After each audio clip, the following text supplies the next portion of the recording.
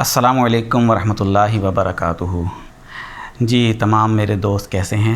امید ہے کہ خیر و عافیت سے ہوں گے۔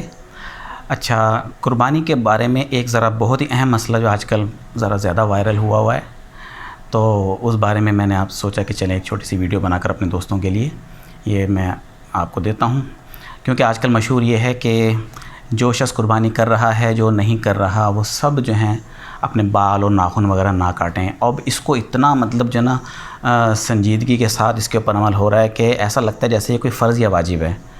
تو پہلی غلط فہمی یہ دور کر لیجئے کہ یہ کوئی فرض یا واجب نہیں ہے، بلکہ ایک استحبابی عمل ہے۔ جس نے کیا تو اچھی بات ہے، اس کو ثواب ملے گا، اور جس نے نہیں کیا تو اس کو کوئی گناہ بھی نہیں ہے، بلکہ اس کو برا بھی نہیں کہیں گے۔ اگر مثال کے طور پہ کسی کے ناخن بڑھ جاتے ہیں، بال بڑھ جاتے ہیں، اور وہ اس سے تکلیف محسوس کرتا ہے، میل آ جاتا ہے بالوں میں یا ناخنوں کے اندر، تو وہ اس کے لیے بہتر ہے کہ وہ ناخن کاٹ لے۔